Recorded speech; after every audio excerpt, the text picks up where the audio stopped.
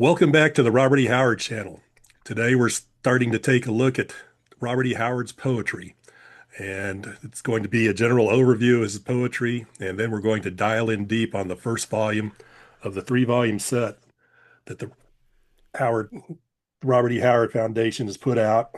Volume 1 here, Volume 2 here, and Volume 3 here. So to do that, we have two people. The man who edited all three volumes of Robert E. Howard's poetry, Paul Herman. Thanks, Paul, for doing this. Mhm. And then we have Evan, who's making his first official long-time appearance on the channel, as he was one of the people on the Robert E. Howard birthday video we did of Stygian Dog's channel. Thank you for doing this too, Evan. Oh, thanks for having me. All right. So people may or may not know that Bob Howard loved poetry. And part of what makes his writing of his prose so wonderful, we all think, is the fact that he loved poetry and wrote a whole lot of poetry. And that helped him to be able to write his prose in such a wonderful manner to say exactly what he wanted, to give you wonderful pictures in your mind of what he was describing. So, Paul, perhaps you can tell us about how Bob came about his love of poetry. Bob got, you have to understand that as a young man, even as a child, he was exposed to poetry daily. That according to Doc Howard, his father, his mother would recite poetry to him every day. And he really enjoyed that. And he talked about how he also was influenced by a grandmother who would sing old Irish and Scottish ballads to him. And he really liked that rhythmic quality, which when you read his poetry, you get a lot, he gets a lot of that rhythmic flow to it as part of what he likes to do. One of the neighbors talked about how when Doc Howard would come to visit after dinner, the men would sit around in the living room, the sitting room, and stand up and recite poetry back and forth, as opposed to talking about the football game, I suppose, or watching TV. They would stand up and recite poetry. So he was always around it growing up, and he just loved it. It's just something that worked for him. He was able, he felt it was a better form of expression, and so as he grew and read, he got to become acquainted with a number of uh, poets, people like Rudyard Kipling and Lord Alfred Tennyson, Robert W. Service, Edgar Allan Poe, Stephen Vincent Benet, Longfellow, Oscar Wilde, Swinburne, Vyrick, and Alfred Noyes. Whewell, he mentioned he said these are great poets. I really like their stuff, and he would uh, copy some of their styles. But Bob was very big on he wasn't into the mechanics and the technical detail of how you're supposed to write poetry. He was more about making it sing the way he wanted to make it sing. And so it's a lot of fun to watch how for people who are, and I've seen, articles here and there are people who are hardcore professional English prof types will do a little deconstruction on his poetry and point out how well he didn't quite fit the form of the ballad completely properly. He would have done something a little one off. And that's the same way he treated his prose. He was always taking something and turning it into something else. And so his poetry has a lot of that same stuff. But that's kind of where it started at. And then he had a big boom in starting when he was around 20. He had met Tevis and they'd become buddies. And Tevis wanted to be a poet too and would write poetry. And so Bob had a buddy to write poetry back and forth with and share all the stuff. And so he cranked out maybe the majority of his poetry in just a couple of years. Really, really poured it out. And he started, in 26, when he was 20 years old, he also started selling it to Weird Tales to make a little money and got, 25 cents a line, And Farnsworth was a big fan. And so, he loved poetry and he liked Bob's poetry a lot. And so he bought it. Um, And so I think that's kind of a good start to the discussion to kind of give us a flavor of where he started from. Read from one of his letters to Tevis Clyde Smith from 1926. Incidentally, I have a number of poems, so called, which I'd like to read to you. You know, there isn't half a dozen people who know I try to write the muck, and you're the only friend I ever read it to. That's the penalty you get for being a friend of mine. So, Yeah, I, he had a I, real serious case of imposter syndrome. He really thought his writing was terrible. He really thought, I'm no good. I'll do it, but I think I'm terrible. And people, and he'd stand up for it occasionally, but he spent a lot of time, saying, I'm not very good at this." And the reality is, I met a poet laureate of Texas who said he became a poet because of Bob. He said, this is, Bob showed him what powerful, meaningful poetry can be. And he's, Farnsworth raved about it. Lovecraft raved about his poetry. The other Weird Tale folk raved about it.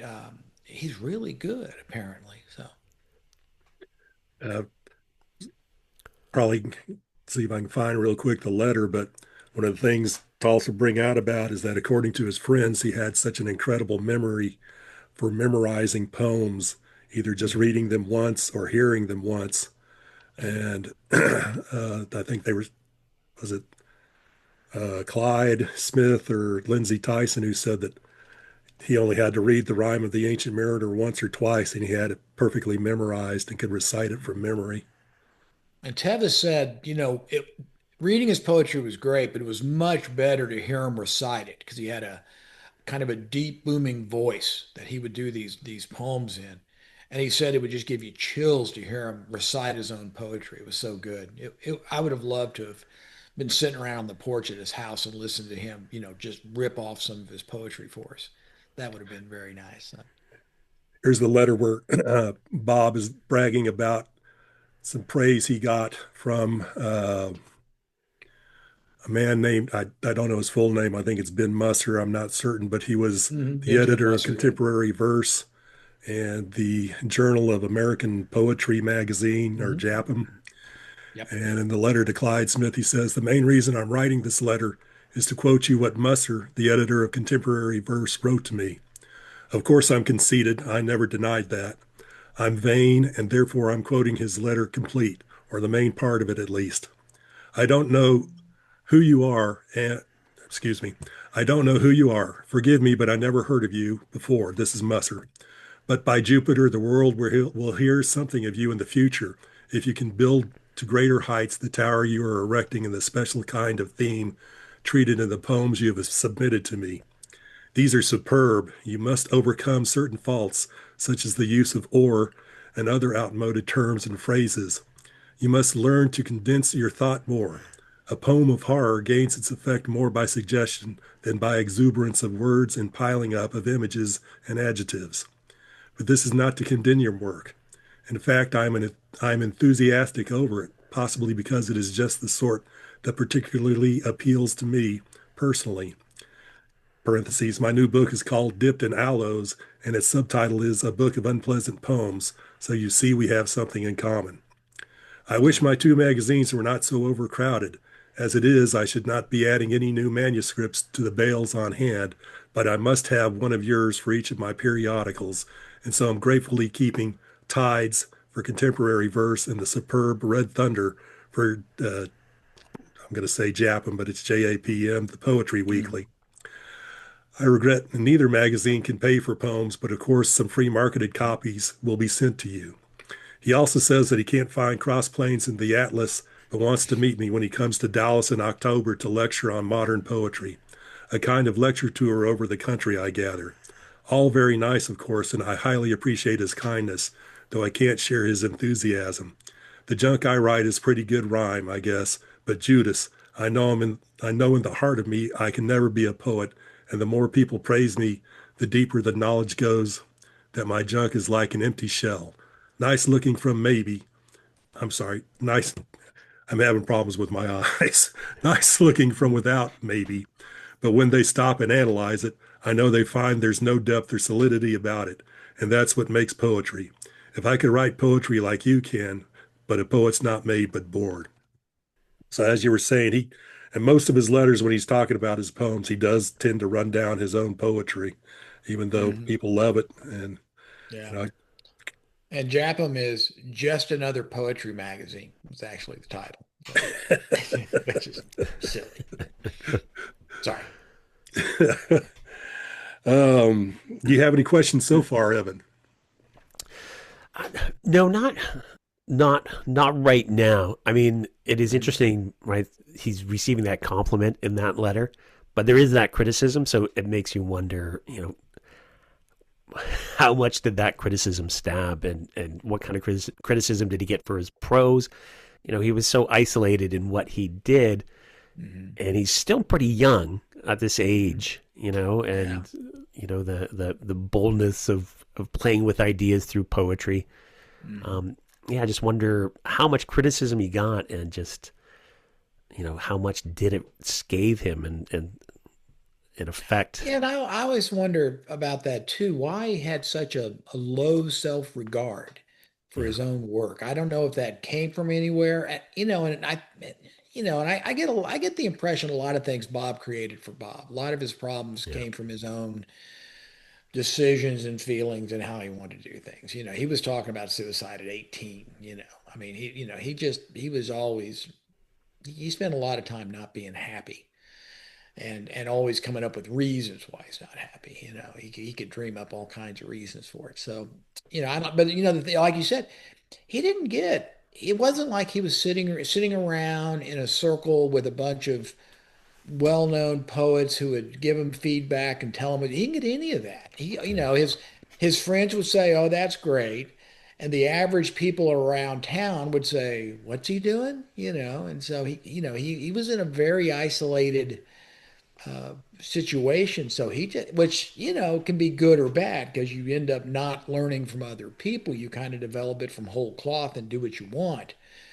And he, like I said, he read a lot of poets, but and he probably scammed some stuff off of them when he could. But it'd be curious to see what would have happened if he. I always wish someone would have drug him off to like the University of Texas or a reasonable place where he could have had a much more intellectual discussion because he was a real smart guy and more intellectual atmosphere. And heaven help if he could have made it to like New York, and got to be around real literary people. But he would, he wouldn't let anybody drag him out of there. So yeah. And it'd be interesting to know if that would even motivate him. Like, what would happen to his art, right? How would it yeah, be yeah. What would he do distorted to it? if you do? Yeah, Yeah. Suddenly he'd be writing like everybody else, and we'd go, just another hack, So right. Yeah, yeah. So who knows? yeah, The some of his letters, especially once he started corresponding with H.P. Lovecraft, and he started would send his poems to H.P. Lovecraft, and H.P. Lovecraft liked him, and apparently would send back little critiques on his writing and Mhm. going into his verse. And so into these letters that Bob would send back to Lovecraft, he would always say, I never made a formal study of poetry. I just go by what sounds good to me by ear. And Lovecraft would send him pamphlets on how to write poetry, how to do metrical and rhythm in the poetry. And Bob would write back, thanks for sending me the pamphlets. When I get around to it, I'll study them and see what I can do with them. But he, especially once I guess his writing career took off in about 1930 or so, he stopped writing, going out of his way to write poems because he was Mhm. generally too busy writing the prose because that would pay more. And I'll read something here real quick from, so you get an idea of what he was getting paid for his poems that uh, Farnsworth Wright would buy from him. This was in February of 1930 in a letter to Clyde Smith. I have sold him 3 rhymes lately. The Song of a Mad Minstrel, for which he kindly offers me $8. Black Chant Imperial for $6, and Shadows on the Road, with which he seemed much pleased and offered me $11.50, considerably more than I ever got for any other poems. So you can tell that it's not a good market for him for writing poetry. yeah. I don't know if you're going to read this, but I guess it's Glenn Lord. I suppose it's from The Last Celt, where he says, "That's why I gave up scribbling verse. I couldn't sell enough of it to justify me in dabbling with it. Sometimes I dally with the idea of verse writing and even on bringing out a book, but the thought of devoting so much time and money to something that probably won't bring me a cent always takes the starch out of the idea." Yeah. And But he, even, yeah. even, I'm sorry, go ahead. No, no, I was gonna finish that off. If my verse ever sees the light of day, I'll have to publish it myself because outside Farnsworth Wright, who occasionally buys a fantasy, I've never found a publisher who would touch it with a 15-foot pole. They don't want it at all. Yeah, and he was, the stuff he wrote was not exactly the common poetry of that particular era. The poetry had shifted around some. A lot of the very rhythmic stuff had gone away. Free verse had come in, which tends to not be. And so he would kind of he was 10, 20 years earlier he probably would have been a lot more popular. The And it was fun to watch. But even then he still worked in poetry. He'd use it for his epigraphs in the stories, chapter headings, verse headings, in the Conan stories and lots of other stories that he got published. He'd still work that poetry in because he liked, he wanted, it was easy for him to rip off a four-liner that would fit so well. Um, an example of that era, the 1933, the a book called Modern American Poetry. Don't throw those on the floor. Modern American Poetry, 1933, for those who've never seen one of these. And this was a vanity press. So, they sent Bob a note, said, hey, we like your poetry. Would you want to send us some poems? And he sent them a couple poems. And they said, well, you got to buy 12 copies. We're not going to pay anything. You got to buy some. It's a vanity press. And he said, Yeah. yeah, okay. What the heck? And so this is all a collection of poetry by people who, you know, are just people that want to have their poems published. They have no skills, they have no great anything going on. And it's a hilarious book to read because most of it is, moon, June, and spoon, and love and flowers, and it's all sweet. And then you get to the ones that Bob wrote, and it's a very different sport. When you get to, let me see if I have it. Do I have it in here real quick? Now that I said that, I didn't have it tagged already. Let me see. Bob writes one called "To a Woman," and you think, oh, it'll be another nice love story, right? Though fathoms deep, you sink me in the mold, locked in with thick lapped lead and bolted wood. Yet rest not easy in your lover's arm. Let him beware to stand where I have stood. I shall not fail to burst my ebon case and thrust aside the clods with fingers red. Your blood shall turn to ice to see my face look from the shadows on your midnight bed. To face the dead, he too shall wake in vain. My fingers at his throat, your scream his knell. He will not see me tear you from your bed and drag you by your golden hair to hell. See, that's a great little love poem, right? So I can't imagine people buying this book, and showing it to the relatives, and they're reading through it. They're like, "What?" Some hair will be blown back at That's right. It's like, "Oh my gosh, what is that?" All right, I guess at this point we should probably we kind of talked a little bit around it, but Bob did try to get some of his poetry collections published during his lifetime. You Yeah. want to talk about that, Paul? Well, we know he did a collection called "Singers in the Shadows," and it was him and a couple of buddies. They all put in some stuff, and I'm not sure why they thought they could sell it or why they thought it would go. They put it together, sent it off to a publisher. Publisher sent it back and said, well, "We're not doing anything like that, so thanks." And he just kind of dropped it. He had another collection he put together around that, shortly thereafter, and sent it off and got the same result. And so he quit doing collections after that because it was, like you said, there was no market for it, and he knew there wasn't any market for it. So, but he, And he put them out there, and this was the stuff that he thought was some of his best. If you want to read Bob, it's always good to see what Bob thought was his best. The ones that he was wanting to put out there and publish.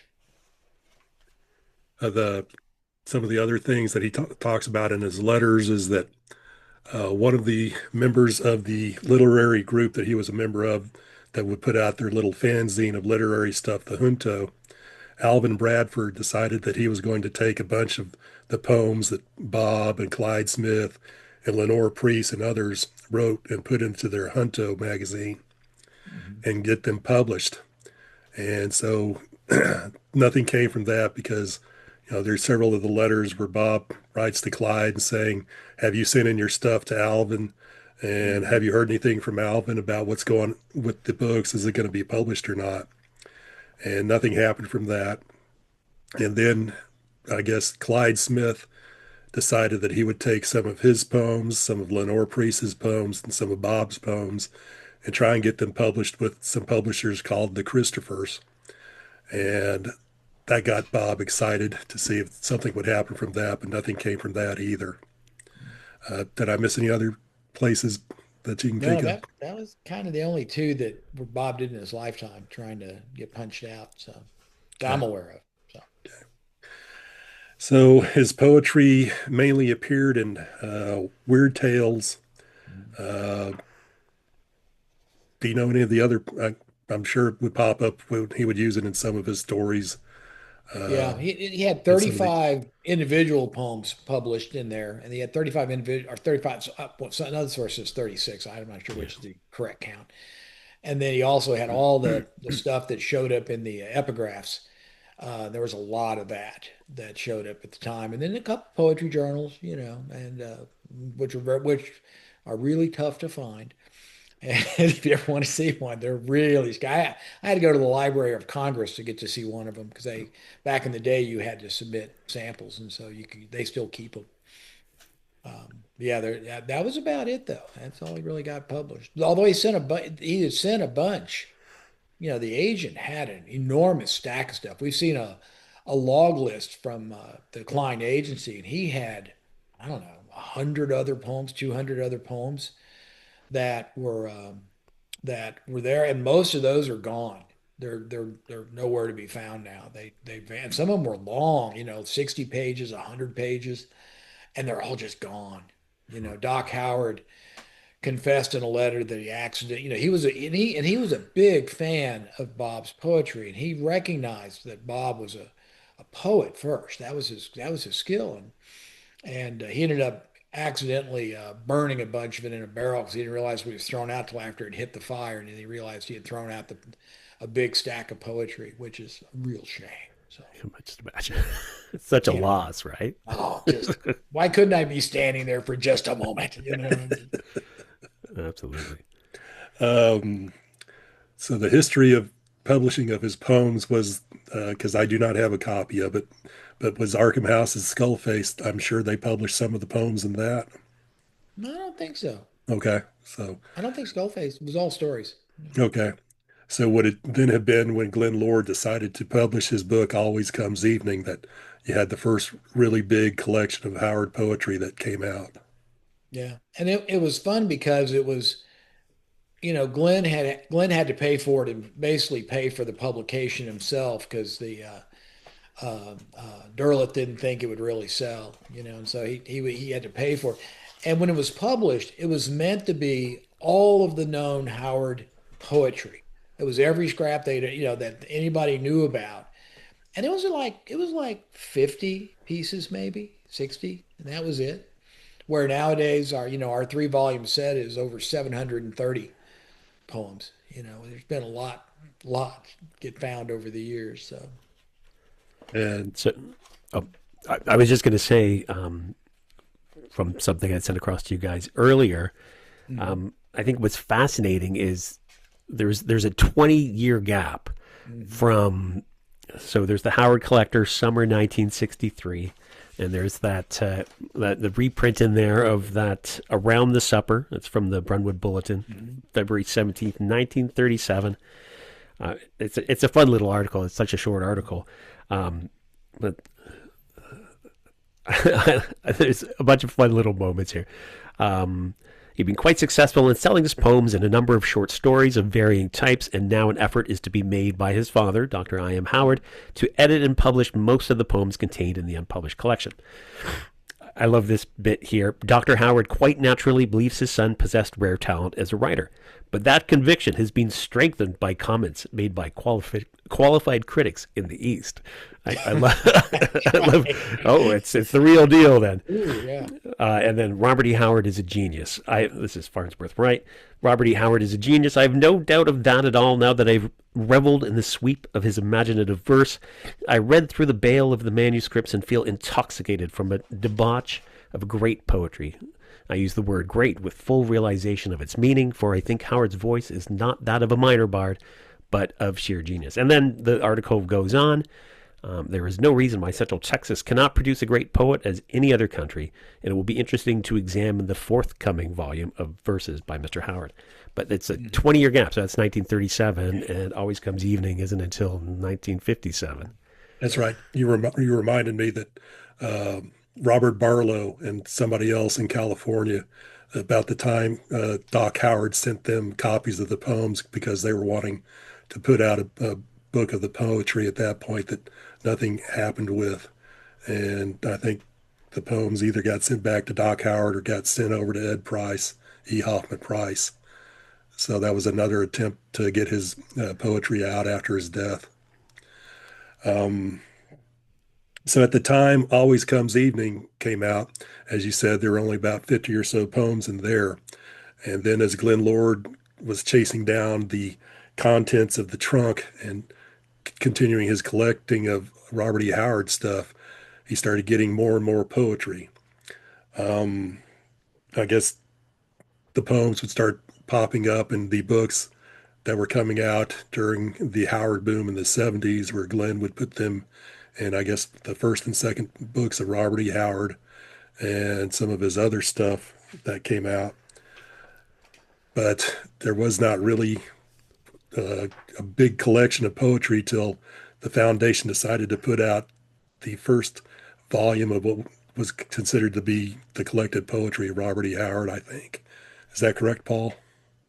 Well, and there was, as we had chatted about ahead of time, yeah, there were, Grant put out three or four collections of poetry, and Glenn would send out, there was lots of fanzine type places that would say, hey, can I get a copy? Can I get something to publish new that hadn't been done? And, and they always wanted a Conan story. And he'd say, well, we don't have any of that.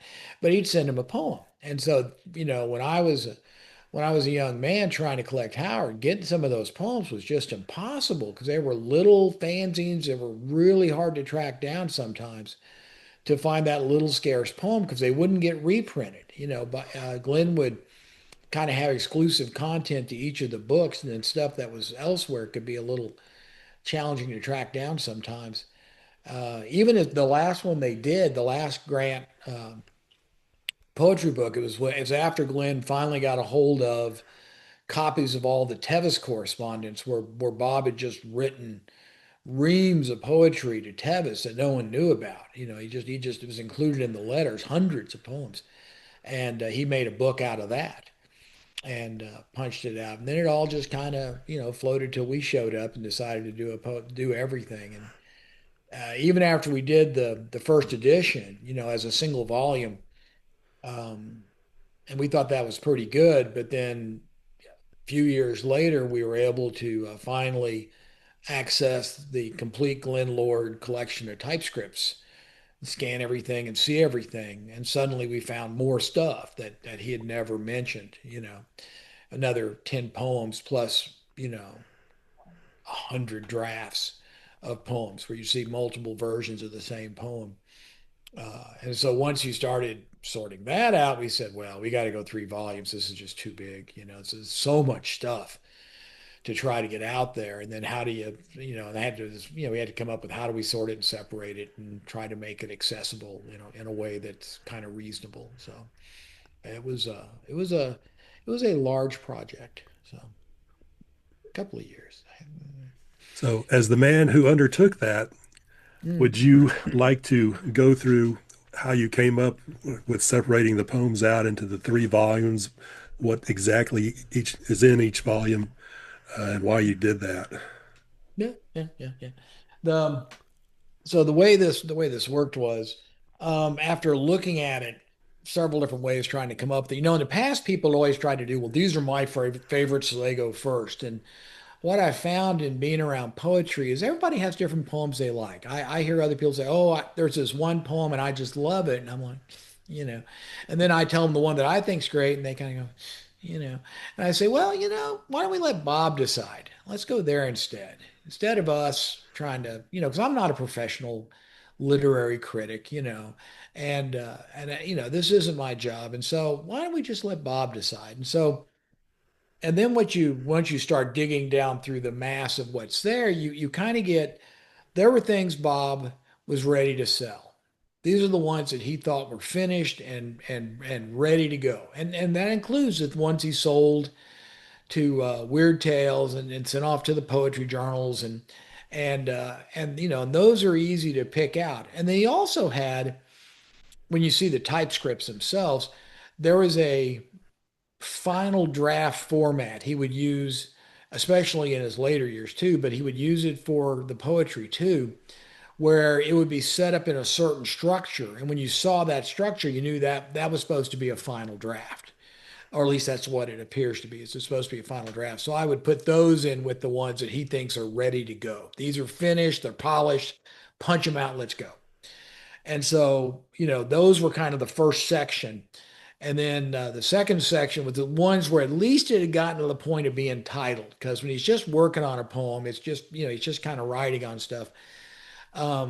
Let's see, let's at least get the ones where he's titled them and maybe hadn't polished it yet. Maybe it is polished, I don't know, but it's probably the next level. And so those two bundles, the finished works and the titled works, make up volume one. Then volume two, you kind of go from there. Volume two is the untitled works, and there are hundreds of untitled poems that everyone who has ever touched them forever has felt the need to put a title on it. And that's something that really kind of me and some other people had a discussion about because we like to present Bob as Bob and not as other people played with it. And there's a lot of challenges with, and a lot of the poem titles came from that list that 08 that Klein list of poetry. And it would appear that what was going on was Glenn would want to send out a poem or put it in a book, and he'd say, well, I got to give it a name. I don't want to just have everything marked untitled, untitled, untitled, untitled, because it's hard for people to discuss them. It's hard to reference them. It's a pain in the butt.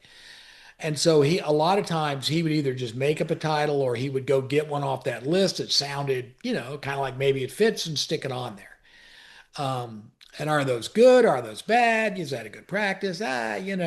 People are used to the poems having certain names attached to them. And so I decided to leave most of those. So I don't think I have anything, and there was only a few left besides that. So I said, okay, everything gets a title. That's it. I ended up going back in and changing maybe six titles the title he gave it was just completely, absolutely had nothing to do with it. And there was no reason to think that title went with it. And I just know it, that's a horrible title. We're going to get rid of that. So I changed it. I changed a couple of the titles, but anyway, the untitled works, which is the start of that. And then after that comes the other kind of fat section of 100 or 150 poems of poetry that we don't have any drafts of. And so a lot of that is things that were published mostly during the Glenn era. And so they weren't, they were things that came out of the typescripts probably, but we don't have the typescripts. And Glenn had lost of, maybe when he first started his agent, he was sending stuff out, just like every other agent before him had done, would send off the originals. And at some point he quit doing that and he started retyping all the poetry. And we went through the typescripts, there was mountains of retypes of the poetry, though not a complete set, but a lot of retyping of the poetry. Um, but even then, there was a lot of stuff that disappeared, and Glenn had a storage unit. He had the typescripts is a pretty big collection of stuff, and of course he had books and he had a gigantic collection of stuff, and so he had it in like three different places. Stored around, and one of them was a storage unit in Houston. He lived in Pasadena, which is a suburb of Houston. And Hurricane Ike came through in the 90s, I think, and it obliterated one of those storage units, and he didn't know it. He didn't check on it for a month, and by the time he got there, everything had been, and it's the heat and humidity of Houston, and everything's mildewing, and it's all gone bad. And this is he didn't think of it. He didn't think of the typescripts the way we do.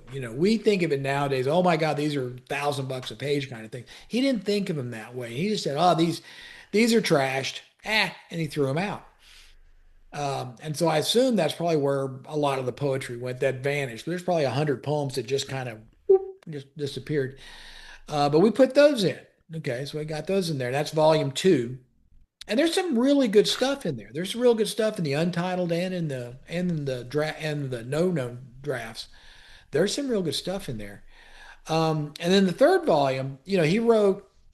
I decided to put kind of the last volume is for the completists who just don't know better.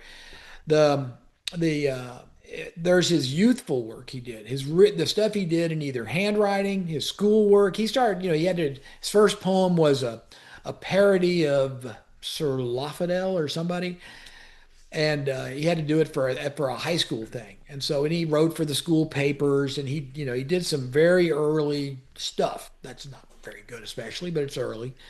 I kind of collected that up into a little bundle. And then the rest of volume three is the stuff he sent to Tevis.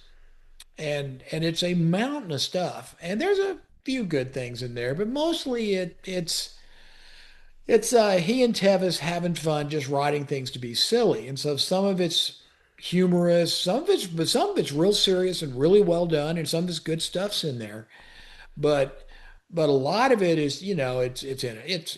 It sounds like a couple of guys hanging out on social media nowadays who are in their 20s, and they like to parody things, they like to insult things, they like to call names and show what a smart aleck they can be.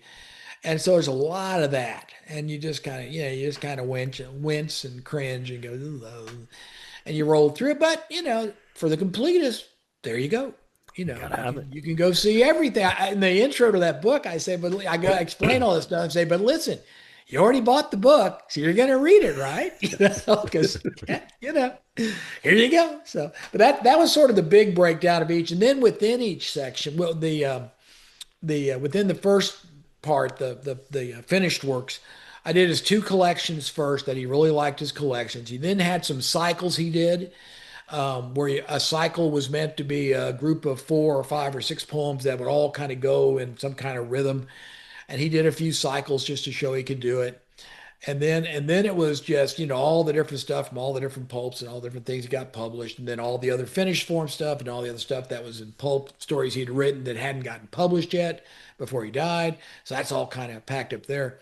But then after that, I break into I have these, stacks with 100 or 150 poems in. You got to break it up somewhere.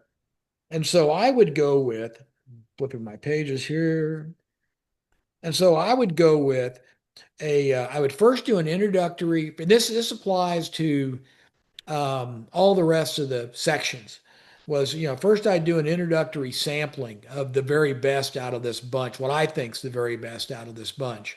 And it's purely my taste. So, and then and then it kind of broke into a few big categories. I was trying to figure out, people have tried to categorize his stuff before, and I've never been, Steve Eng thought, three-quarters of everything he wrote was doggerel. And I think, that's not really on point, doesn't really help anybody. Okay. You're just, if you don't like it, that's fine, but you don't have to insult everything. So I broke it up into a few big categories. First one was seeking adventure and freedom, because those are topics for Bob that's a big deal. And he wrote lots of poetry on that subject. Next comes the fantastical, which is the horror, the weird, and just kind of the magic stuff that he would run around with sometimes. Then comes the one of the fat sections is historical and observational, because he loved to say, what was it like one day while you're standing on the streets of Babylon, hammering away at a wall as a worker? What was that like? And he wrote a lot of, he was a big history fan. He wrote a lot of poetry around that kind of stuff, of just what was it like back then? What was a day in the life of someone standing here doing? And then it's some humor, because he wrote humorous stuff at all kinds of levels and all kinds of styles. And then he wrote some naughty, bawdy stuff, that was kind of interesting. And there's some of that. And then last, I would put the darker moods, because he would, he wrote, when you read his poetry, it's so weird for someone like me that started with Conan. And Conan to me was so uplifting. It's so positive. It's got so much, I'm going to fight against everything and keep going. And when you read his poetry, there's so much of it is nihilistic and this is all pointless and we're all going to disappear and nobody cares. Wham wham wham wham wham. And suicide and just dark stuff. A He lot. wrote a fair amount of that stuff too. Yeah, there's a lot of like succumbing to the dark, and there's a lot of Satan, references to Satan and Yeah, I put that in succumbing a to Satan's fantastic. pull, right?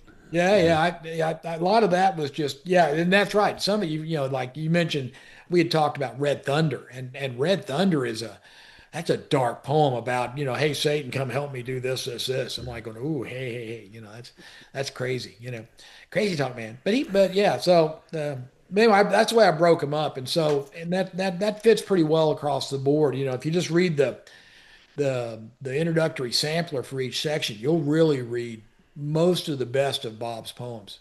I mean, I know some that other people think are good too that I put in there as well. So the there's there and then there's just and then you get to see the drafts and the how it developed and it's good. So You have any questions so far, Evan? Well, I don't want to get on a tangent, and so I'm afraid here to we go. bring it up. Here we go. But you had emailed me, I guess in the summer we were communicating, and Mhm. is it okay to bring up the whole Blackbeard thing and how that impacted collecting the poems? Because I think that is a wild story. I Yeah. feel bad for Glenn for multiple Yeah, yeah. reasons, but I'm yeah. sure Paul might It, have a few words. So, I might have a few words. Yeah. Um, so and you got to understand the era and the time and the thing. I mean, Glenn purchased all the typescripts back in three bundles, and it cost him like $300.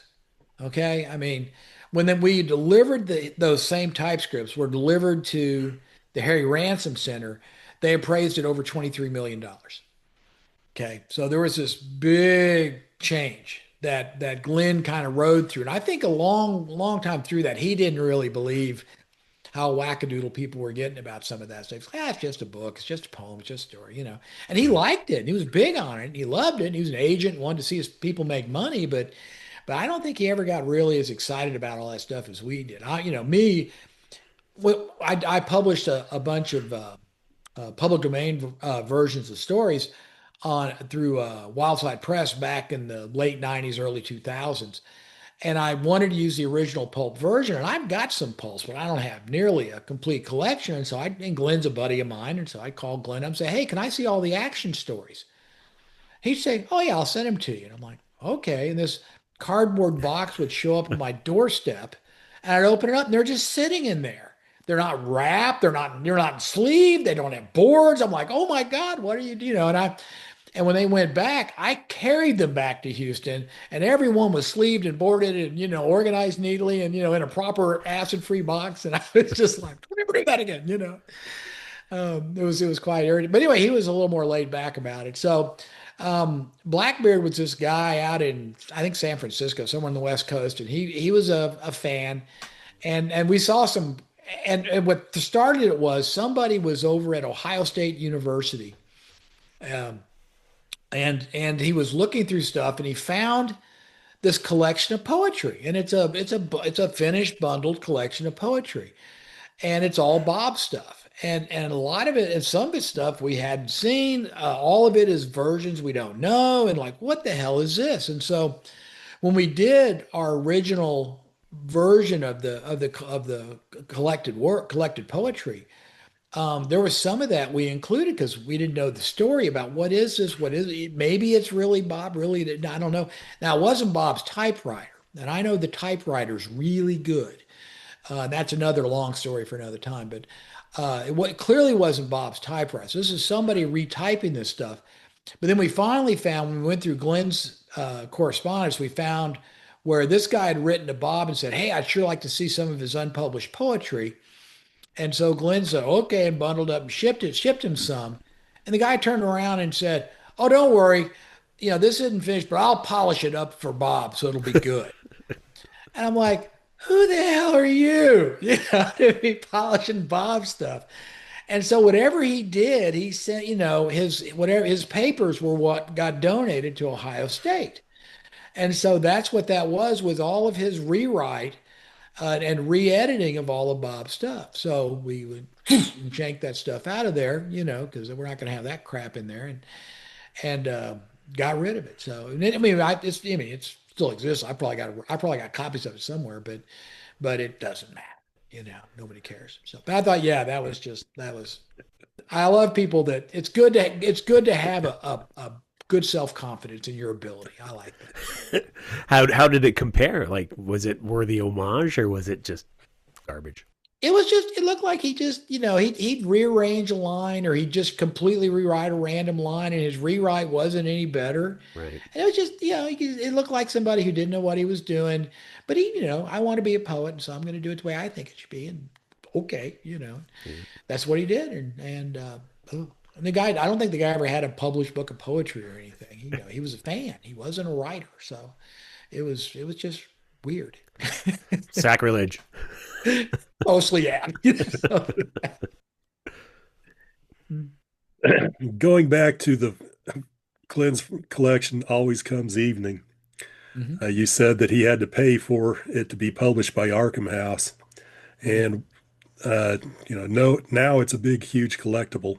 But at the Mm. time when Glenn brought it out, was it a big seller at all, or did he have No, years where he was? they said it took so many years to sell that thing out. And it was the same thing with Skullface and others, the first Arkham House Howard collection. It took years to sell that thing out. And it was just, because the only people buying it were people that remembered Bob from the pulps. And these were older people and they already had the pulps, and so, they're going to buy another collection of just a rebundling of pulp stuff. Then they already got the pulps, like, they weren't too excited. When Glenn told me when he first started collecting the pulps in the 50s, and he'd want to go look for Howard stuff because there was no bibliography. Nobody said, here's where all the Howard stuff's published. There wasn't anything. And so he had no idea where Bob had published stuff. And of course, he hadn't seen the letters, he hadn't seen anything. And so it was completely a pick and a poke for him. And so he would order a year's worth at a time of pulp magazines or a couple of years at a time. So there were places you could, send him a letter and say, hey, I want to buy, 1933, 1934, 1935 action stories, all of them. And they'd sell them to you for $2 a throw, where now they sell for, $500 a throw, and he'd get it all in at once and dig through them and find what he wanted to do and then, get rid of some, keep some, whatever he wanted to do. And he would, and even then he found, 90 or 95% of everything. And even then, we still, after Glenn's time, we found there's been a few more little trinkets found here and there. Letters that Bob wrote to magazines that Glenn had just didn't catch him going by, or announcements of his stories that were somewhere that didn't get seen, and we'd catch that. And he had so much fun trying to track all that stuff down. Um, and that's what's part of the fun was he wanted to publish this collection.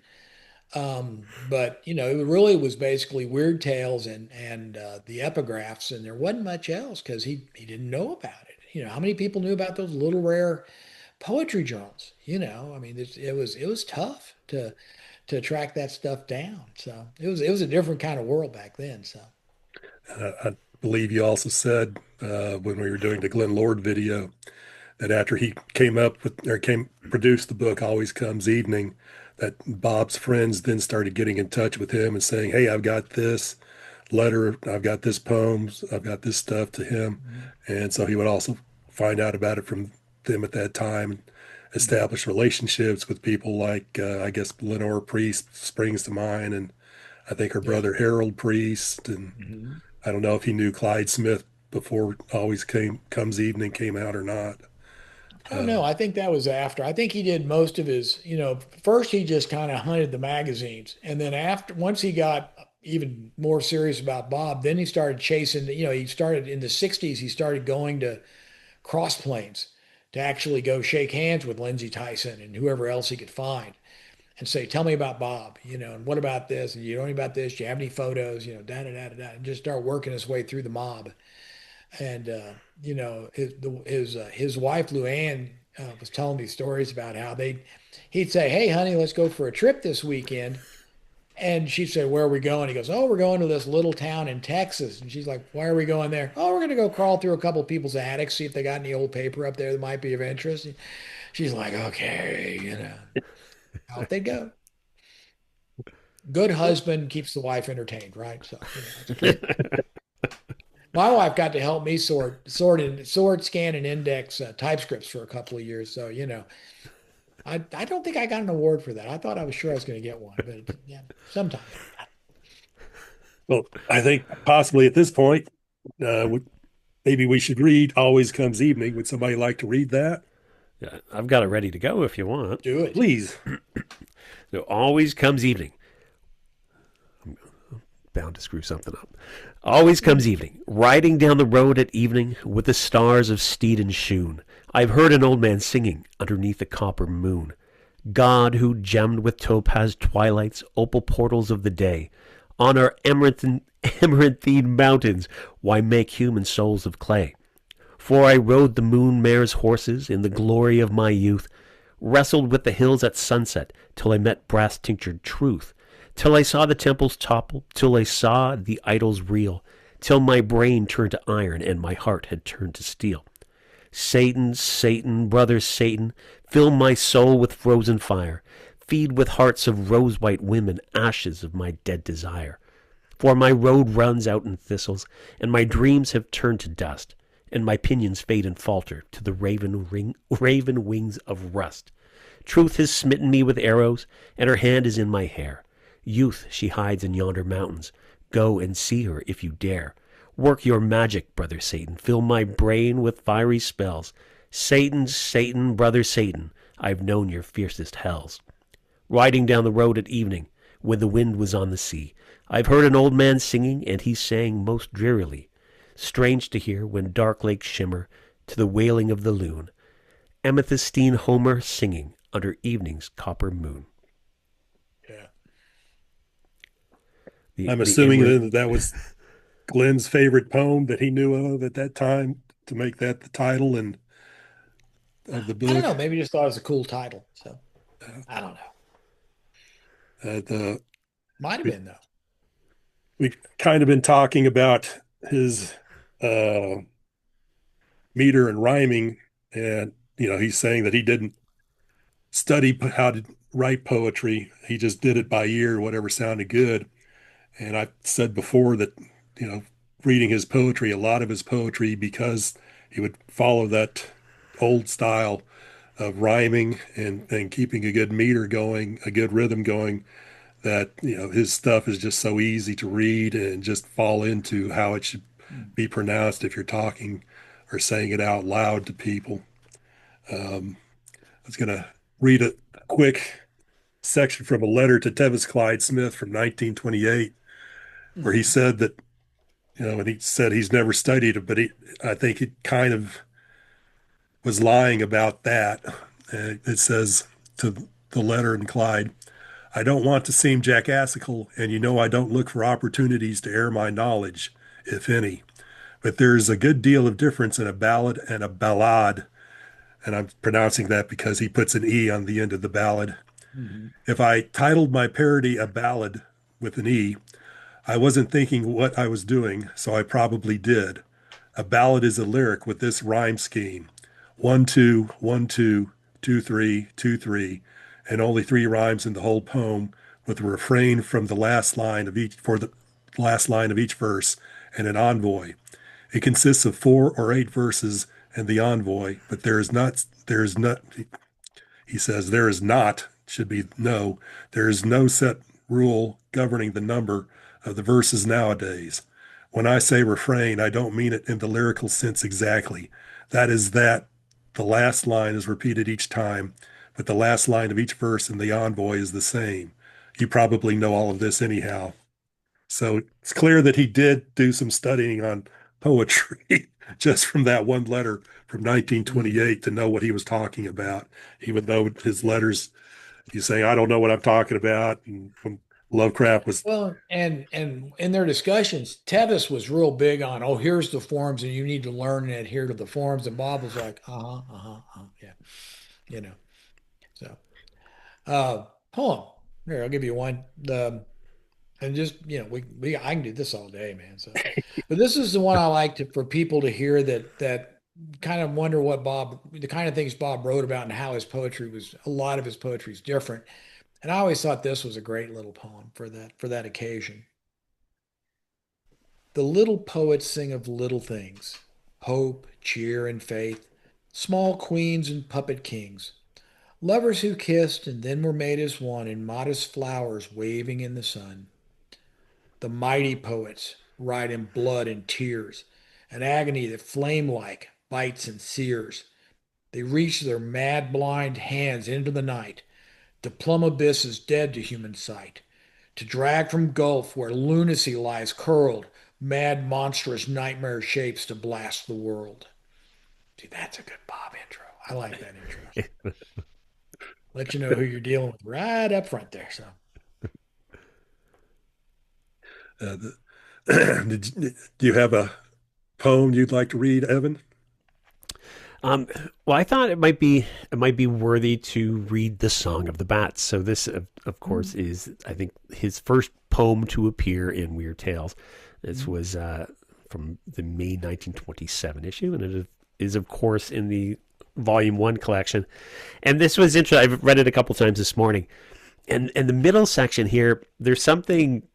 It feels very modern. It feels, we'll get there, but it feels as if it could be something that Eminem raps. And I'm even old now, but it's fascinating. So the Song of the Bats. The dusk was on the mountain, and the stars were dim and frail, when the bats came flying, flying from the river and the vale, to wheel against the twilight and sing their witchly tale. We were kings of Eld, they chanted, rulers of a world enchanted. Every nation of creation owned our lordship over men. Diadems of power crowned us, then rose Solomon to confound us, flung his web of magic round us, in the forms of beasts he bound us, so our rule was broken then. Whirling, wheeling into westward, fled they in their phantom fight. Was it but a wing-beat music murmured through the star-gemmed night, or the singing of a ghost clan whispering a forgotten night? But that that was like rap. I never that picked that up that before. middle section, I That is mean, rap, isn't it? it's wild. Owned our lordship over men, and then diadems of power crowned us. Then rose the Solomon to confound us, flung his web of magic round us in the forms of. It's wonderful. It just flows out. It demands Yeah. to be pulled out of your mouth. Yeah. I quite You'll have enjoyed to that one. explain to kids who Eminem is, but they won't know that. But um, here's one that Bob wrote to his to Tevis, and so and they he had him and Tevis and Lindsay and they were good buddies. There was a lot of good buddies in there, and they would hang out. This one was he titled it too. He titled it Symbols, which I thought was an interesting name for this. It's pretty short. Scarce had the east grown red with dawn, or the moon-born day begun, ere three of us went up a winding road in the face of the rising sun. One of us plucked a red rose, one of us plucked a white. One of us turned from the rising sun and reached his hands to the night. Guess which one the third guy was? Yeah. You know? The see, go ahead and read another one. I'm looking for trying to find the poem. Well, there's a bit of a question here too, and I can Yeah. give to Paul. So always comes evening came out 1957. That's Arkham House, and then it was republished in 77. It's Tim Underwood and Chuck Miller, and it says that there's restored sonnet sequences, and we could read some of the sonnets, sonnets out of Bedlam and Voices of the Night. Any sense? I don't know if that was a smaller publication run. How did that perform versus the original 1957? I know you can pick this one up, I think, for not too expensive online nowadays. Yeah. They went through a stretch where a bunch of the books from the 70s and 80s, because they were sought after, because they were the only place you could get this story or the only place you could get this poem. And so even if they were limited, people went nuts trying to get them. Well, then, Del Rey did all the big characters and we did everything else. And suddenly you can get, and we restored all the text. We cleaned out everybody's edits. All the poetry books I did, I went back to the original TypeScript version if I had it. That's what, I didn't use the published version unless if Okay. I had the TypeScript. So I always wanted what Bob wrote as the preferred version, unless they were really different. So like then, um, in Red Thunder, there's an extra line that appears that's not in the final draft, but it's in the published poem, and it kind of throws off the sequencing, but it fits. But it's just like I thought, where did that come from? Did Bob pencil that in? Because I know Farnsworth was famous for never touching Bob's stuff. He just didn't touch it. He'd leave typos. He didn't care. Nobody Yeah. touched it. So but yeah, I don't think that book was it was what was already been done before, and so you know, it was, I don't think it sold out especially quickly. The Grant books were the same way. I remember seeing the Grant books come out and they were available for, he'd print 1,000 or 1,500 of them, and they were around for a while. You could pick those up for several years. They'd show up in the Grant catalogs as Right. still being available. So they all kind of went through that. But Eventually they sold out, but it took a while. it is interesting as I was, going through so many of the poems, getting Hmm. getting ready for today. So many ballads, so many of the A B or ABBA. So when I got to the sonnets, it was just something quite different. The form. Hmm. I mean, that last poem I read, the Song of the Bats. I mean, it really deviates in its form in that middle Hmm. stanza. But Yeah. the sonnets, they're quite delightful. But after reading all the ballads, all of a sudden you really have to kind of change your mind a little bit. But I don't know if John has something ready to go there, but I have the Singer in the Mist lined up and the Oh yeah. Soul Eater. If we want to do that, or John, do you have something? I've got one. Go for it. As it's coming up, San Jacinto, Mm. red field of glory, ye knew the wild story. Blazing and gory were ye on that day. Silence before them, warriors, winds bore them. Red silence o'er them, followed the fray. Horror was dawning, furies were spawning. Hell's maw was yawning, fate rode astride. Skies rent asunder, plains a reel under. Feet beating thunder, death raced beside. Doom trumps were pealing, armies were reeling. Satan was dealing the cards in that game. War clouds unfurling, hellfires were swirling. Valkyries whirling, fanned them in flame.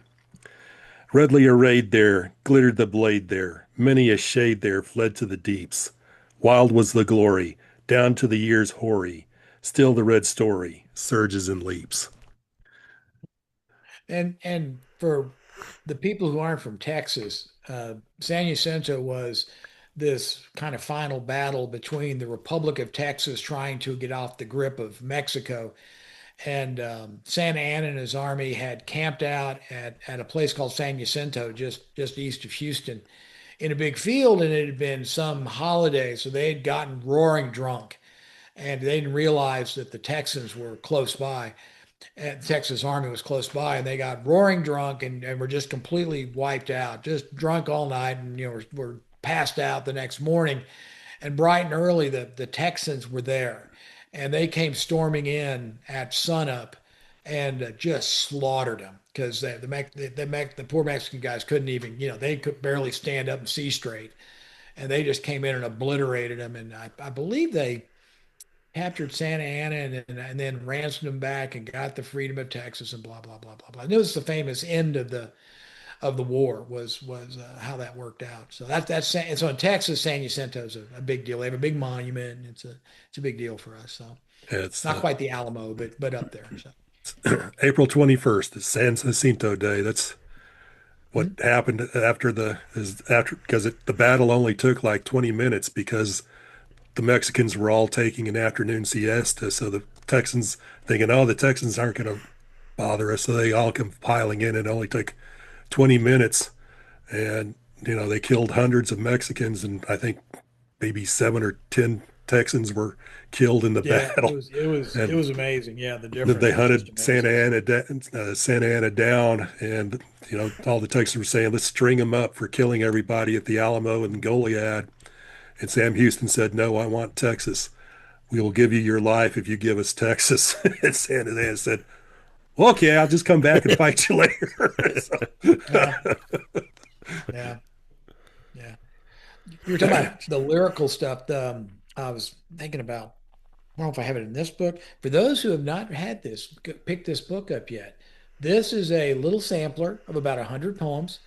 If you just want to get an introduction to Robert E. Howard's poetry, this is only sold at the Robert E. Howard House and Museum. It's the only place you can get it, no place online. So come visit us. You can buy a copy to see. Just if you just want to start there instead of with a whole big book of stuff, it's a place to start. So, um, God, I can go so many directions here. It's just so much fun. Um, I was gonna do. He made me think about the lyrical stuff that made me think of Dead Man's Hate, which reads so easily and has a very really keeps rolling when it goes. And I don't have it here, so I'll have to get it out of here. Give me just a second. I'll pull it up. Okay, Dead Man's Hate, published in Weird Tales. And like I said, this is one of those where you start reading it, and you start, your head starts bouncing with it. So 'cause it just kind of rolls along there. Um, Dead Man's Hate. They hanged John Farrell in the dawn amid the marketplace. At dusk came Adam Brand to him and spat upon his face. Ho, neighbors all, spake Adam Brand, see ye John Farrell's fate. 'Tis proven here a hempen noose is stronger than man's hate. For heard ye not John Farrell's vow to be avenged on me, come life or death? See how he hangs high on the gallows tree. Yet never a word the people spake in fear and wild surprise, for the grisly corpse raised up its head and stared with sightless eyes, and with strange motion slow and stiff pointed at Adam Brand, and clambered down the gibbet tree, the noose within its hand.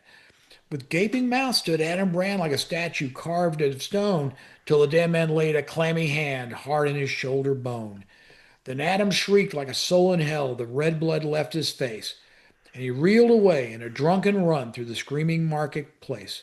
And close behind the dead man came with face like a mummy's mask, and the dead joints cracked and the stiff legs creaked with their unwanted task. Men fled before the flying twain and shrank with bated breath. They saw in the face of Adam Brand the seal set there by death. He reeled unbuckling legs that failed, yet on and on he fled. So through the shuddering marketplace the dying fled the dead. At the riverside fell Adam Brand with a scream that rent the skies.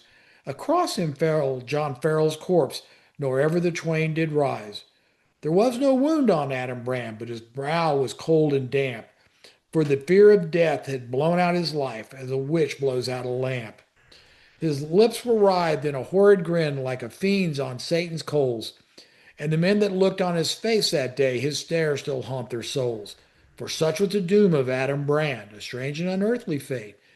For stronger than death or hempen noose are the fires of a dead man's hate. That's a good poem, so fun poem. Kind of thing you Yeah. read to kids at bedtime, right? yep. How about And there's a bunch of those. let me go ahead. Somebody else do one. Do us another one, Arvin. Well, I mentioned the sonnets, so let's do a couple sonnets here. Mm-hmm. Just slightly different build. So, The Singer of the Mist. Oh yeah. At birth a witch laid me on at birth a witch laid on me monstrous spells, and I have trod strange high roads all my days, turning my feet to grey unholy ways. I grope for stems of broken asphodels. High on the rims of bare fiend-haunted fells, I follow cloven tracks that lie ablaze, and ghosts have led me through the moonlight's haze to talk with demons in the granite hells. Seas crash upon dragon-guarded shores, bursting in crimson moons of burning spray, and iron castles ope to me their doors, and serpent women lure with harp and lay. The misty waves shake now to phantom oars. Seek not for me, I sail to meet the day. I like that one, and I'll just do the Soul Eater too, since I have it here. I swam below the surface of a lake and found myself within a curious hall, lined with bronze columns, somber, black, and tall. On them I heard the evil gray waves break. Sudden the granite floor began to shake. A monster strode from out an iron stall. Before his griffin feet I reeled to fall, as one who, dreaming, struggles to awake. Upon my lips he set his grisly mouth, as to allay some fierce demoniac drouth. Pardon me. A, a broken shell, I tread the earth in vain. My comrades are the goblin and the troll. Since one in that forgotten, sunken fane, in evil hunger sucked from me my soul. Not the best reading there, but I do love that one. I love the cycle called Sonnets Out of Bedlam. And then, I mean, there's definitely elements of the weird there, and I would wonder, is there a competition between he and Lovecraft at times to, I don't know. I think they both love writing that stuff, They're both good at it, so Yeah. they might as Yeah. well. You can definitely tell from the letters that HP would send him poems to read, and Bob would send Lovecraft some of his poems to read, and they would talk about them in the letters and give little critiques of them. Wanted to read. Paul talked about how Howard loved history and would sometimes write in his poems about history. Got a little bit about that with the poem on San Jacinto. This poem's on John Ringgold. And when Paul was sending me the books, or the poetry books to proofread for him, I was saying, maybe you ought to put a notation down there for people to know that this John Ringgold is actually Johnny Ringo from the OK Corral Tombstone fights. And Paul, I think he said something like, "No, no, I can't be bothered with doing footnotes for stuff like that. I've got too much stuff to do anyway." So, but John Ringgold actually was from Texas, who went west to the Arizona Territory, and Bob Howard loved to talk about gunslingers. Many of his letters, especially when he was becoming a raconteur of the Southwest and Texas history to Lovecraft and August Derleth. Uh, he would talk mainly about John Wesley Hardin and Billy the Kid. He didn't have too much to say about the OK Corral, but he talked about some of the feuds in Texas. And Johnny Ringo was involved in one of the big feuds in Texas. I believe it was either the Sutton Taylor feud or the Mason County War. And things got a little bit too hot for him, so he left for Arizona. So John Ringgold, there was a land of which he never spoke, a girl perhaps, but no one knew her name, and few there were who knew from whence he came. For from his past he never raised the cloak, no word he spake except to sneer or joke, or deep in drink to curse men life and fate. Often his fierce black eyes, hell hot with hate, gleamed wolf-like through the shifting powder smoke. His trail lay through saloon and gambling hall. Lone, somber devil in a barren land. Perhaps when drunk he dreamed of mansions old, ballrooms and women, proud and fair as gold. Trails end upon the strangest stage of all, the sun, a lone mesquite tree, and the sand. And for those of you who don't know, Johnny Ringgold was found, he apparently had committed suicide, was found lying in the crotch of a big oak tree there in Arizona. So you could tell from that Bob had done his homework on Johnny Ringo. So, Hmm. Hmm. Um, I had a poem I read. When you go some places, sometimes you don't want to start with somebody screaming Satan, brother Satan. You want to start with something a little more in keeping with the aproposness of the area you're in. And so this is a poem when someone asked me once about a poem down in Cross Plains, some of the little old ladies asked the charming people that work at Project Pride, I said, let me read you this poem by Bob. And it was called Two Men. Two men stood in the gates of day, and one man said with a kindling eye, the red drums rattle, the banners sway. They are bearing the Lord Christ forth to die. Here they must pass with our Lord, thorn crowned. Here stand we with the dagger bared. Ere the red sun sinks, he shall walk unbound, or we shall the salt of his doom have shared.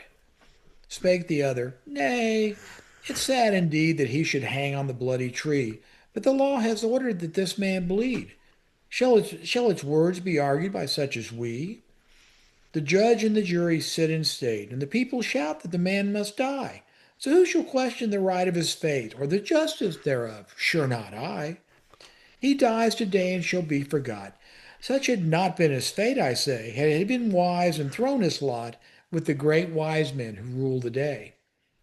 Roman, gold-lender, Pharisee, godly men whose names shall turn for 1,000 years on land and sea, when his dust forgot to the dust returns. He might have done good, this dreamy man, had he chosen to go where the leaders go. But he sat with beggar and publican, and he must be wrong, for the priests say so. He dies today, for the great Lord God doeth all things as they should be done. Though the black blood delude the blazing sod, and a million gibbets blot the sun. The law is right, and must ever be right. And so I shall crawl and lap at its boots, that I may build me a villa white, and boast a score of costly suits. Our rulers are great and godly men. This man is dreamy and strange and dim, greater than God is opinion, then we shall not miss my future for him. Two men stood in the morning fog. One turned back to sell and buy, and sing smooth hymns in the synagogue, while one went forth with his Lord to die. Roamer, user, Pharisee, turned to dust with the dust of years. Men remember their infamy only because they caused him tears. And that made him stop for a minute because Bob of course read the Bible. He read everything, but he read the Bible, and so biblical names and biblical stories get worked into all kinds of interesting places among his works. It's always fun uh, there was a part where Novelins quoted him something, and he quoted it right back to her, and the verse, and it was this chapter and verse, and da da da da, and he had it all down. So I always thought that was a good one, and that's a really interesting poem because it really does raise the question of, do you, if it's God's will that he dies, but you're taught you're supposed to help people being abused, but this is what's going to happen. Well, but yeah, what do you do? And it's a very it's a poem that's got some very interesting depth to it that make a great Sunday school class in a nice Baptist church somewhere. So anyway, like I digress. So, Evan, So this is one I came across just the other night. I mean, there's so many, right? Like, yeah, well, there's and about it, 700, right? yeah, and I don't even know if this is a favorite or not, but it stood out, and I'm trying to remember. I have notes somewhere of other things that stood out, but this is The Witch. We Mm, set a stake amid the stones that crown the headland shore, where wild the sea wind ever drones, and where the combers roar. Then leg and ankle, wrist and hand, we bound her to the stake, with chains that might the fire withstand, and never a word she spake. The grey gulls whirled by, light and fleet, loud called the hooded tern. We fired the faggots at her feet, and left her there to burn. Over her bare breast flowed her hair, about her leaped the flame, but as we turned to leave her there, she spoke no word of blame. I turned upon the sloping lay, a moment paused alone, half fearful gazing lest I see the devil claim his own. About her breast the red fires gleamed, the dark smoke caught her hair. Into my wondering eye it seemed a halo floated there. Fools, fools, a human soul be cleaned by fire of Satan's taint. 'Tis we are the henchmen of the fiend, for we have burned a saint. hmm I like that one. Yeah, uh, yeah. I read that and I was struck. I wonder why or when he wrote that, because that sort of almost fits in with the first Cull story, the Exile of Atlantis, where he saves a woman who's being Mm. burned alive by killing her. You can almost see those two almost working together like that. Yeah, the parallel Yeah. imagery for sure. It always came across to me as a Solomon Kane piece. It would go in a Solomon Kane book. Mm. When he Yeah. walks in and says, "What's wrong with you people?" Then he would proceed to kill them all and free Oh, them. yeah. A man of zealotry. There you Got go. Go One ahead. I like. I got one I like to read that lot of people haven't heard or know, but I think it's a great poem because of the fire in it, and it's just you can picture forest at night, a young guy in the ground writhing in pain, and a witch standing over him. That's gonna that he's got a problem. It's called Up John Kane. Up John Kane. The gray night's falling. The sun's sunk in blood, and the fogs come crawling. From hillside to hillside, the grave wolves are calling. Will you come? Will you come, John Kane? What of the oath that you swore by the river where the black shadows lurk and the sun comes never, and a shape in the shadows wags its grisly head forever? You swore by the blood cross that stains your dagger, by the haunted wood where hoof feet swagger, and under grisly bird and misshapen creature stagger. Up, John Kane, and cease your quaking. You have made the pact which has no breaking, and your brothers are eager their thirst to be slaking. Up, John Kane, why cringe and cower? The pact was sealed with the dark blood flower. Glut now your fill in the werewolf's hour. Fear not the night, nor the shadows that play there. Silence and sure shall your bare feet stray there. Strong shall your teeth be to rend and to slay there. Up, John Kane, the thick night's falling. Up from the valleys, the white fog's crawling. Your four-footed brothers from the hills are calling. Will you come, John Kane? A happy little poem, so. Got a pirate remembers. From the scarlet shadows they come to me, shades of the dust dead past, like drifting fogs of the restless sea from the silent, nameless vast. Ghostly and gray in the dying day, their spectral ranks are massed. With their lank, dank hair and their eerie stare, phantom and fiend and ghost, skeletons limbed in a haunted sky, footfalls light where the dim bats fly, stealthy shadows, yet none but I am ware of the weird host.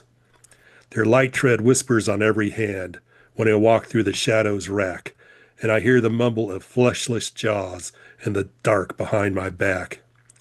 Red shades of many a buccaneer whose bones rust in the sea, grisly phantoms who gape and leer that died on the gallows tree, and they haunt my brain with their dim refrain. As we are, thou shalt be. You could see, especially that last line, because that was, one of those that you will occasionally see on very old tombstones, especially in Old England and whatnot, where they have that, as I am, thou shalt be. So, Mm-hmm. Mm-hmm. I've got one here. Mm-hmm. So this, I think it first appeared in the 1928 issue of The Ring, and it was published in Echoes from an Iron Heart in 1972. So it's a boxing poem. So we have to have a boxing poem. Mm-hmm. It's Kid Lavigne is Dead. I mean, I don't know, is it one of his how many boxing poems does he have, and is it one of his more famous ones? I've come across this one in multiple locations. I think because it was published early and it got picked up early and been repeated early. Like a lot of his poetry is still at the point where people remember the ones they've seen in some of the earlier collections. And I think once people have gone through the complete set, there'll be other poems they'll discover and go, wow, I really like that poem. And I just had never heard it before. So, Right. But there'll be more. Yeah, but this is just, I think it's famous just because he did. I don't know if we did a boxing collection of poetry ever, but somewhere in the range of probably 30 to 50. Yeah, I know they're maybe 30 integrated boxing into poems. the other volumes. And a lot of them were more about what was it like being in the ring. This is more just a soliloquy to a guy that's passed. Yeah. So, Kid Lavigne is dead. Hang up the battered gloves. Lavigne is dead. Bold and erect, he went into the dark. The crown is withered and the crowds are fled. The empty ring stands bare and lone. Yet hark! The ghostly roar of many a phantom throng floats down the dusty years forgotten long. Hot blaze the lights above the crimson ring, where he reigned in his full prime, a king. The throng's acclaim roared up beneath their sheen and whispered down the night, Lavigne, Lavigne. Red splashed the blood and fierce the crashing blows. Men staggered to the mat in reeling rows. Crowns glittered there in splendor, won or lost, and bones were shattered as the sledges crossed. Swift as a leopard, strong and fiercely lean, champions knew the prowess of Lavigne. The giant dwarf Joe Walcott saw him loom, and broken bloody reeled before his doom. Handler and Everhart and rugged Burge saw at the last his snarling face emerge from bloody mists that veiled their dimming sight, ere they sank down into unlighted night. Strong men and bold lay vanquished at his feet. Mighty was he in triumph and defeat. Far fade the echoes of the ringside's cheer, and all is lost in mists of dust-dead years. Cold breaks the dawn. The east is ghastly red. Hang up the broken gloves. Lavigne is dead. Yeah, that was good, man. I like that. Yeah. Bob didn't write a lot of heroic poetry. Weirdly enough, you would have been great if you'd have written about six Conan poems to go with everything else. And he did epigraphs. Those are kind of fun. But he didn't do a lot of just straight up heroic poetry. But there was one, and that I remember, and that you don't hear very often. It's not what not a lot of people even know it exists, but it's called A Crown for a King. A roar of battle thundered in the hills. All day our iron blades drank deep in blood. Till lighted with the flame the sunset spilled, we saw against our backs the river's flood. Among its rocks the water screamed in race. We had our choice, we wild rebellious slaves, to die beneath the horrors that we faced, or die amid the horror of the waves. Aye, we were men who gathered at the marge, and spear and insult at our foemen hurled. They were not men who gathered for the charge, but demons of blood-black elder world. But even risen slaves may have a king. We had a king like some great iron tower, and bloody now he faced the closing ring and leaned on his red sword in that red hour. The lifeblood trickled down his hairy breast. His eyes were blazing suns of deathless hate. He shook his hair back like a lion's crest and staggered out, sword high, to meet his face. Aye, breast to breast that final charge we met, and blind with blood and slaughter, smote and slew.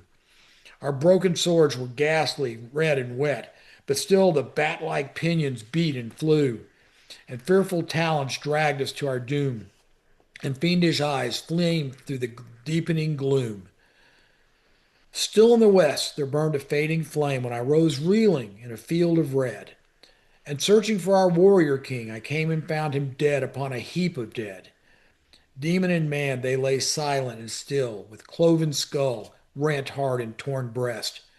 And now the moon was rising on the hill, and now the light was dying in the west. I alone of all that mighty horde still held my life. Into a rude, rough ring I bent with waning strength a broken sword, a diadem to crown a warrior king. And on his red brow set the bloody crown. Then life gave up the ghost as night came down. Like, have you ever heard that one? That's a good poem. So, and you see it going, kind of Conan, It's interesting because when you go through them in a row, you see the recurring themes, this recurring words, Yeah. Spider, haunted spider, whatever, diadem, Yeah. gibbet. You see the themes that I don't know if he was infatuated with, or makes you wonder, did he write them in some sort of sequence and play with those ideas, There was some in a poems where you period of could time. see where he would start with an idea and then say, he would just basically take half of it and start a new one with it and make it different. And that was always a lot of fun to see him. We don't get a lot of those. There's just not that many. There's only maybe 100 drafts left, but of early drafts of poetry. We got finals of lots of stuff, but it's kind of fun to see when he starts. He'll occasionally cobble off his own stuff and rewrite it and try again it a little differently and see how it goes. So we had to do back when we did the first edition. We actually had a lady named Barbara Barrett, one of our original members, did a book called the Word Book, and it was just to try to explain all the vocabulary that Bob used in the poetry. And it was a decent sized book. It was hundreds of entries, and it was kind of necessary. Bob just had a massive vocabulary that he would use for stuff. The the one that I always liked was he has a poem called to harry the Olean men. And it's about, and the poem is basically about a group going up the coast of England to go harass some other people, right? And it's set in old England. Um, but who are the Olean men? And we've never found anybody that can tell us who the if anybody's a historian and wants to win a free book, find me some reference that tells me who the hell the Olean men are, because we've tried all kinds of ways. We can't come up with who the hell are the Olean men. So today's challenge. Well, I thought I'd read one of his humorous poems, The Yeah. Passionate Typist. My love, to you this verse I pen. Without you I am dust. With you I am most blessed of men. O Lord, a key has bust. O seize our hour while we may, live while we yet are young. O come, my love, let's waft away. Oh gosh, the space bar's hung. Oh come, the city's clamor flout. Come to some grassy bank. Oh hell, the ribbon's worn out. Oh blank, blank, blank, blank, blank. That's one of my favorites. That's a good one. That's a good poem. I was thinking about that too. I had one of the funny poems here I was going to rip out. Which one was it here? I need to find it. Well, gentlemen, we've been doing this for almost 90 minutes. So if everybody wants to read one more poem, and then we can go ahead and let. Gosh, now I got to do a good one. Oh, okay. I know it. I don't know what I got lined up. Well, and everybody knows Samaria, so I guess we ought to do it. So everybody does Samaria. That's because even though it's not a Conan poem, it's about Samaria. So that's the closest you're going to get to a Conan. If this is the one that's been reprinted to death. Now I say that I'm not going to read that because everybody's heard that one, so there's no need to do that one. Let me do one that's a little bit different, called the Kiowa's Tale. This is one he had set up in final form that he never sent off anywhere, and probably 'cause he didn't know where to send it. But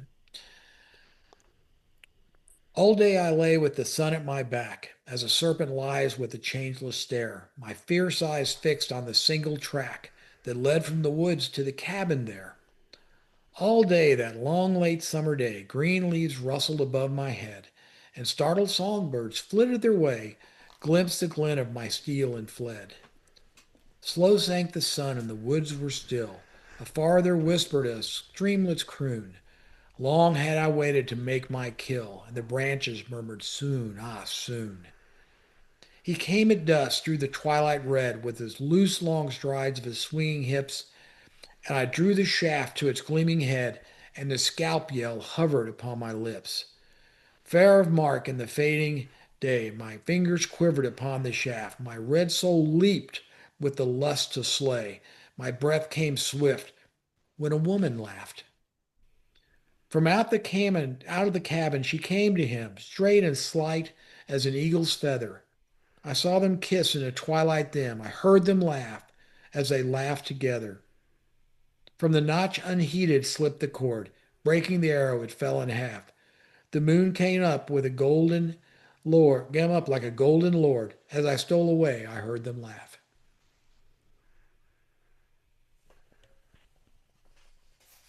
Have it? Well, I feel we ought to read this one. I don't think it's his strongest, so I'm afraid we're not ending on a high note. But it is, of course, his first published. We haven't talked about that. So, The Sea, first published in the Baylor United Statement, spring 1923. No copy exists. No, really, eh? Oh, believe me, they don't want to talk to me down there anymore at Baylor Hart and Simmons. I can be a little tenacious. So. It's longer than I thought. I hadn't read this one before today, actually. Yeah. And I think often you'll see it, electronic images, and it's just the first couple of lines. Mm-hmm. So it's longer. We'll talk about how we feel about it after. The Sea. The sea, the rolling sea, high flung, wide swinging, so wild and free, the leaping waves with their white-capped crest, the plunge and lunge on the ocean's breast, like wild white horses racing free, with the swing of the rolling, surging sea, the white sea cloud that drifts like a dream, the seagulls that skim over the waves and scream, the dolphins plunge in the petrel's nest that is born to land on the tide race crest, and all that goes from mid-ocean to lee to make up the rolling, the surging sea. Can you stand on the peaceful quietly and gaze on the tumbling, tossing sea, out over the surge and the white wave's crest, nor feel a longing within your breast? A drawing, a pull, be it day or night, that tempts ye to dare the ocean's might. I stood on the deck of a ship offshore, and harked to the awesome and deafening roar of the ocean waves when they struck the reefs, high tossed on the tide like crested chiefs, whose plumes toss high above the battling hordes, where leap the lances and flash the swords. And the mighty waves rose high and steep to the hand of the waves that smote the deep, and my soul leaped wild and my world leaped free to the leap and the swing of the rolling sea. And my soul was freed with that ocean leap, and it plumbed the depths of the mighty deep, down, down, down where the mermaids ride, down where the things of the deep sea glide, down where the ships long sunken float, warship and galley and coracle boat, down beyond reach of the storms or the tides, to the coral halls where old Triton hides. And I saw the mermaids and the mermen play, the kraken and the sea serpent locked in fray, and all the ocean marvels that be, and the wonderful monsters of the sea. I wandered mongst beautiful sea flowers, where the castle built by the polyp towers, where the waters glitter and the strange sea jade, and the sea things swim through the deep sea glade. And then my soul came back on me, back through the surge of the swinging sea, but still I gaze from the quiet lee, and long for the swing of the plunging sea. I feel like That, he that puts a one, lot in there. yeah, and he won. He got that published because he sent it in as part of a poetry contest, Right. and it I think it won, either got first or second, but he got published because of it. And that's a very recurring theme with Bob, which I always thought was fascinating. Was he looked at the sea as freedom, and it's we I could give you 20 poems, and that's the first one. But there's at least 20 poems where he goes off about just the freedom of the sea. And for someone who was raised in the middle of Texas, to I guess it came from stuff he read, from literature, from Treasure Island, and those kind of things.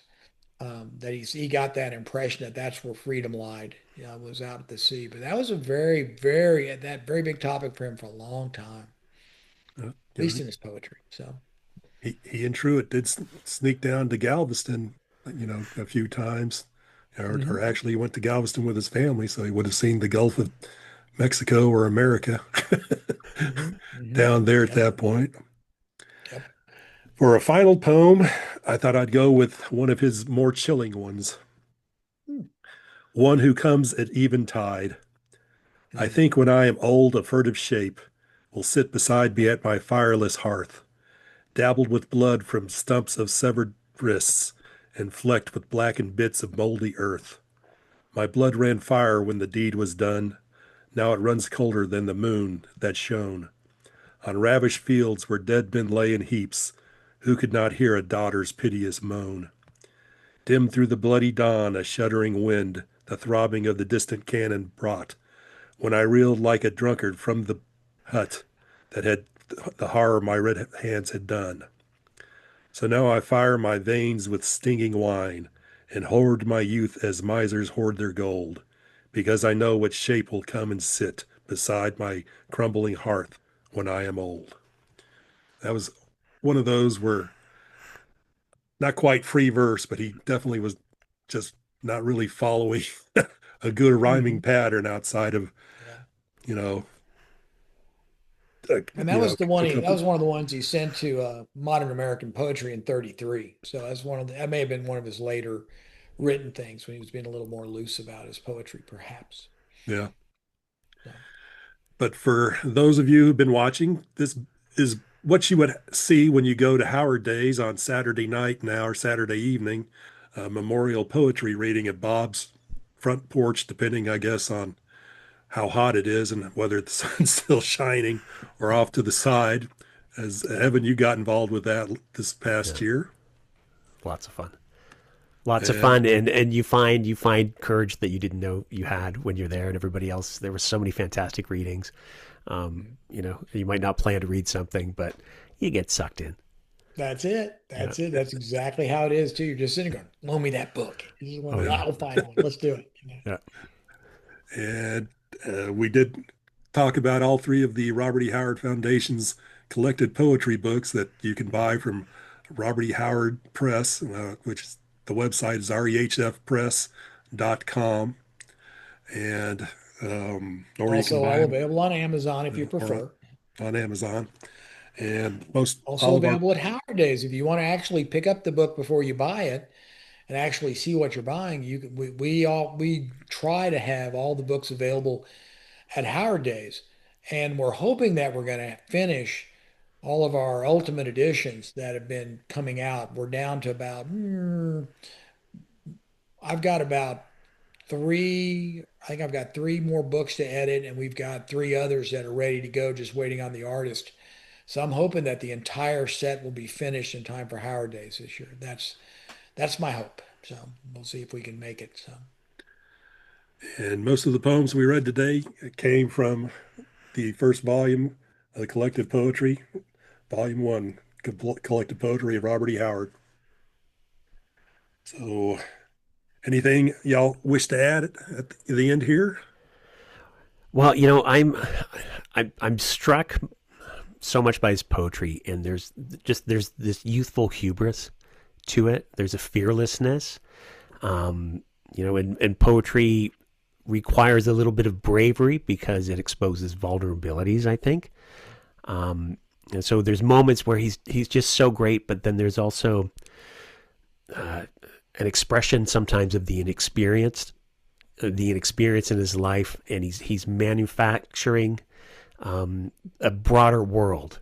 You know, he's manufacturing experience and then playing with ideas, and you know, I enjoy it because it reminds me of, you know, my university days, playing with philosophy and spirituality through poetry, maybe trying to woo a girlfriend or someone I wished was my girlfriend. But there's that, yeah, there's that youth that's unabashedly idealistic, I think, and it's just evident throughout. Yeah, and it poetry is often a place for youth. It feels like, so it's exciting to read his poetry, and you get all those elements of a person coming into his own.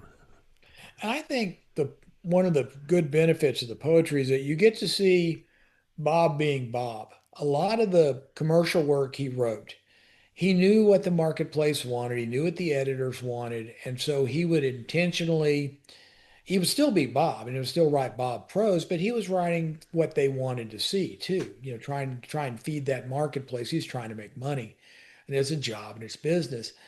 And in his poetry, that almost was never about money. That's about, I'm just trying to write what I want to write. And so you really get to see Bob turning loose and doing talking about what Bob wants to talk about, whatever it is, his love of the old West or boxing or you know, some really creepy, scary, you know, dark black magic stuff or death or whatever it is he wanted to talk about.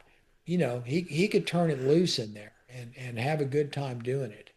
And so yeah, I think you get a much better view of who Bob is when you read his poetry and a feel for who he was as a person and a writer. Um, it deserves a bigger audience. So to me, Well, this will be the first of probably at least three of us taking a look at the poetry books of Robert E. Howard that we put out. And, you know, if there's any poems you viewers would like us to cover, especially, please let us know in the comments. And if you like this video, please hit like and subscribe.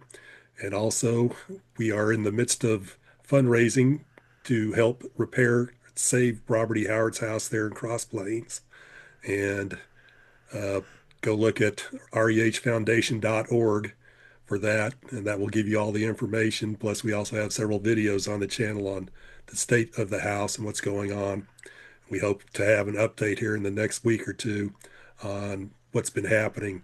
and getting things prepared and ready to go for looking for contractors for fixing the house.